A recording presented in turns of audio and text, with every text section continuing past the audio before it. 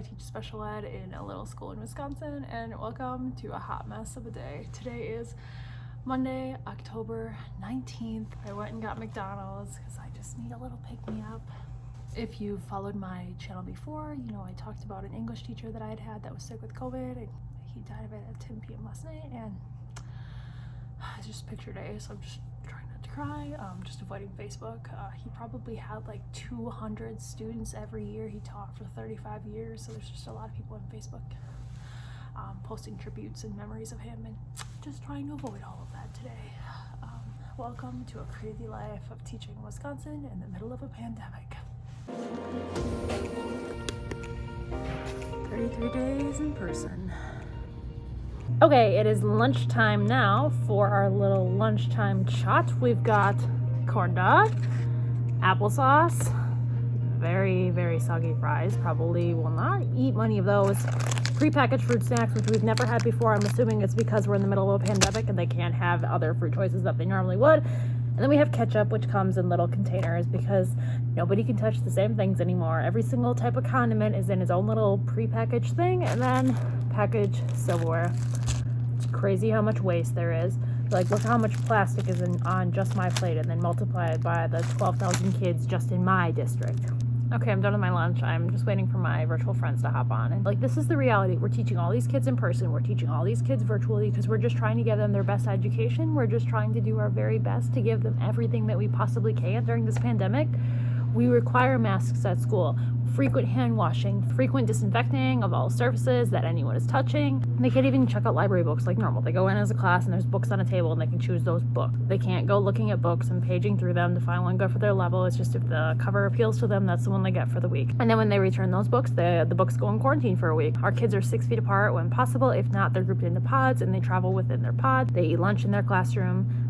They have their mask on during recess, during gym, during art. Unless they're eating their breakfast snack or their lunch, they're sitting in a desk with a mask on. We expect so much of these kids. I have students with autism that are 6 years old and they wear a mask for practically 7 hours a day and they're fine. It's just so selfish to me that adults in the community think that their hour trip into the store is not worth wearing a mask when literally it could save lives. It's so selfish. And it's just not fair. My English teacher, he went in for a knee surgery, so he had to have a COVID test before that. So he found out he was positive. He didn't have any symptoms at all. He was fine for a week, and then all of a sudden, he wasn't fine. He had blood clots in his lungs. He couldn't breathe, and so shortly after that, he was in a medically induced coma, and now here we are a month later, and he's not with us anymore. And it's baffling that at school, we can follow all the rules and do everything we possibly can, so nobody in our school has COVID.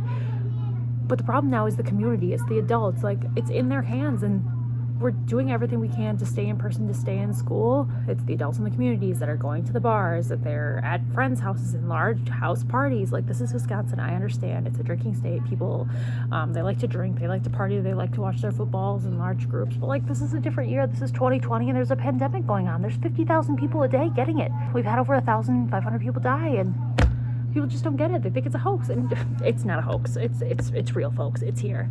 There's a reason I'm teaching kids over the internet right now, and it's not in their best interest, but their parents are scared for them, and that's why they're being taught virtually. So these parents want the best for their kids, and that's why they chose to have their students be taught at home. And other kids in this school, their parents know that they learn best, so they're here in person, even though the kids have expressed that they're scared to get it. They're scared to die. They think they're too young. They don't want to get it, but it's so prevalent right now in Wisconsin. It's insane how bad the cases are here. It's insane how many people are hospitalized because of it. It's all the news talks about. It's in the newspapers. It's on the radio. It's on TV. Now we have all these political ads. I voted already. I voted for Biden. I'm not afraid to say that.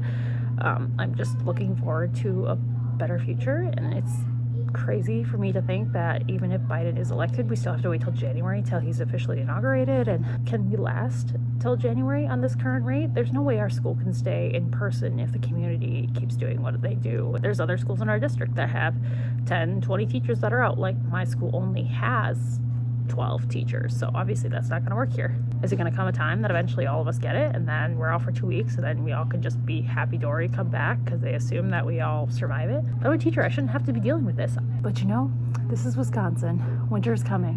One of these days, a kid's going to come to school, their parent will be like, oh, it's just a cough, they'll be fine. Well, what if it's not a cough? What if it infects our 4th grade teacher who's 2 years from retirement? What if it infects our school secretary who's 60 years old? And managed to be bing, bing, bing, bing, because even though we try our best, we stay distance, we wear a mask, we're all touching the same copier machine. Maybe that one time we touch that doorknob and we slip up, like it could be us getting infected. It's just insane to me that our government isn't doing more, and I'm talking broadly, my statewide level, my national level. The governor here is a Democrat. He's tried his best. Every time we have like a mask mandate or he shuts down some of the bars and the restaurants, the Republicans sue him and then it all comes back. So Wisconsin is fully open. There's no rules, regulations, anything. It's Wild West, every man for themselves, and I just think it's so selfish that there's no control at all. And if you want to choose to wear a mask or not wear a mask, it's deemed perfectly fine, even though people are dying every single day over something that could be prevented. I think it's insane that we shut down schools last March when it was just like some far off thought that, oh, it's kind of, it's kind of here. There's like 5 cases in Madison, no big deal. And now there's hundreds in my county. It's like a scary movie that's come true. We live in the middle of nowhere. We wouldn't expect it. And maybe that's why there's such an issue here with wearing masks, because we live in the middle of nowhere and they think it's not going to infect them. But the reality is, like 2 streets over, there's 5 bars. This September, my parent and I, we went over and we grabbed a pizza. We brought it back. We walked in the bar. Both of us are wearing a mask, and we're the only ones wearing a mask in the entire establishment. If I walked over there on my lunch right now and I went in there, no one would be wearing a mask. People just think it doesn't affect them, but it does. While I love teaching in person, I would much rather teach in person. I think there's going to come a time where we have to teach virtually because we don't have enough staff members left that are not sick. It's so sad to me that my only outlet in life right now is on Saturdays when I go to TJ Maxx and Target. I work at Walmart on Fridays and Sundays, and now it's kind of nice. It's like I'm getting out. Otherwise, I sit in my apartment and I don't do anything. I think forward in time to Thanksgiving, to Christmas. Are we going to be able to get together with family?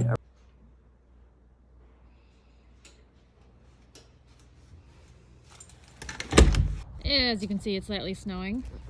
Perhaps it's time to put away the sandals for the year.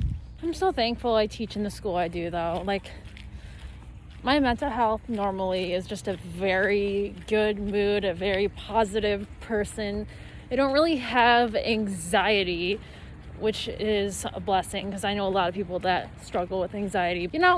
Today was just like the culmination of all the feelings about COVID that I've had. And now it's just all over Facebook, all over Twitter, all over Instagram. I mean, I think of those kids that I've helped in my 4 years here. How many kids that I've affected, that I've changed their life. And I've only taught here for 4 years in a small school. So now I just imagine my teacher who's taught 35 years in the high school, who has easily taught over 1,000 kids and affected their lives. And now we're all thinking about it. We all know it's true. Like, just wear your mask. I started this day off badly. As you can see, it's snowing, but I was trying to ignore that fact. So I decided that I'd wear my new gloves because my fingers were a little chilly. My feet don't have much feeling. So honestly, I could wear sandals in snow like this and be just fine. Tomorrow is between 2 to 4 inches, so that's not exactly fine weather to be in sandals in, but like it's tolerable. My fingers get cold. So I grabbed the mittens off the table from where I bought them from TJ Maxx, and oh look, they still have a security sticker in them. Do I still have that receipt? No, I'm not a receipt keeper. I frequently throw them away the day I get them. I lose them. It's gone. I don't have the receipts. So hopefully my boyfriend can somehow get the security tag off. Apparently if you use a hammer or you stick them in the freezer, you can get them off. They're a really cute pair of North Face gloves that I got. They're like a red, blue, purple pattern. So I guess if there is one blessing, it is a darker pattern pair of gloves that if he does get a little dye in it from the security device, then it won't be bad. And then this morning I was like, oh, I'm gonna make a sandwich, because last night when I got home from my second job, aka Walmart, another germ factory place, I had a nice sandwich because I've really been craving sandwiches recently, which is strange. So it's a little strange that I was really craving a sandwich, but I got out my meat and my cheese and my lettuce and my Miracle Whip, and I made myself a nice mean sandwich, and then I went and crawled into bed and watched some YouTube for a while. So then this morning I woke up wanting to make another sandwich to bring to school. In theory, I'd eat it after school at like 4 o'clock when I'm getting hungry so I could stay there and get some work done. But usually, let's be honest, I end up eating it at like 11 o'clock because I didn't eat enough for breakfast, or I didn't bring a snack, or I ate all my snacks and I eat it before my actual lunch. In theory, I should just make 2 sandwiches maybe. And then I pull out my Miracle Whip, I go to the drawer where the meat and the cheese are. Oh look, there's none in there. I left it out overnight. And now we're going to Walmart to buy sandwich supplies because I want a sandwich. We're almost out of toilet paper. Today's just a bad day.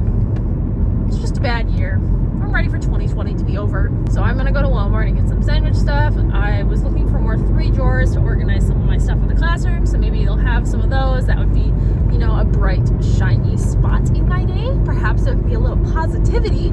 I have an IEP that I need to do. I would like to have it done by this Friday, but I just don't feel like doing it. I have another IEP that is next week, Monday.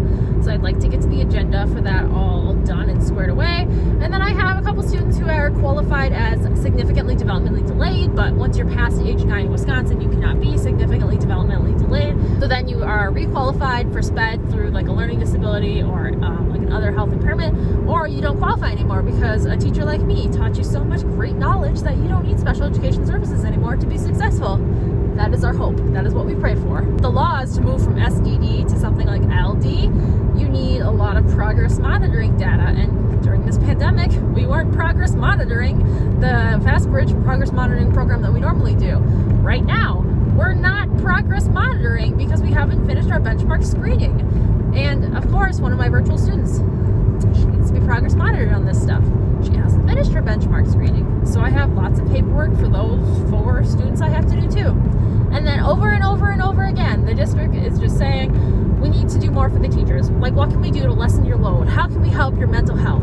Well, besides me joking that a catered lunch and breakfast every day would bring me great mental health, which in theory, yes, I'd be a very happy camper if there was just free food all around. And my principal, who is actually half principal, half counselor, because our school is small enough, it's kind of a fun little thing that she and I share, where I'm half interventionist usually and half SPED usually, and now I'm half SPED and half online virtual teacher.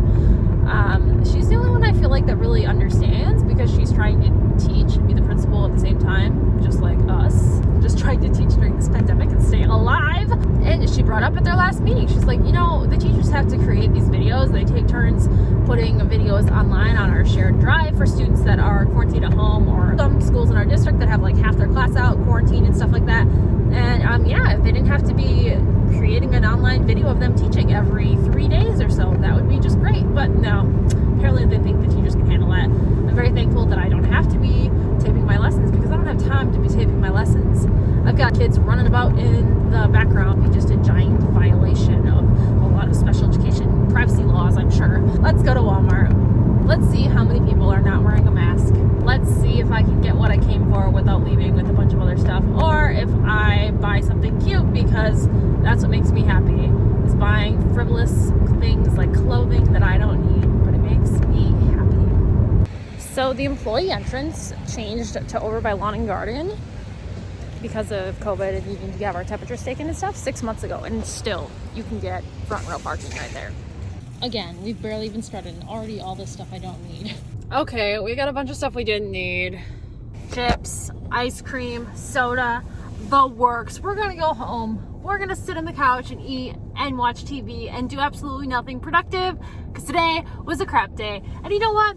Sometimes you can have crap days. And you know what? That's just real life. Sometimes we have crap days. And today was a crap day. And all we can hope is that tomorrow is a better day. What we can hope is that this will all be over soon, that people will wear their masks, they'll stay home, they'll stop going to the bars. And the worst thing is, I went by the medicine aisle at Walmart, and there's several people in the medicine aisle coughing without masks on. It's just... So my friends, thank you guys for watching. Thank you for listening. Stay safe out there. It's a crazy world. Sometimes I feel like it's the Wild West and it's just like every person for themselves. This shouldn't be like that. I mean, isn't that why we pay taxes? So that we can feel protected and safe in our houses, in our country, in our state? I don't know about you. I don't feel very safe. Maybe one day soon Wisconsin will get their act together. I don't know. I'll see you guys later. Thanks for watching.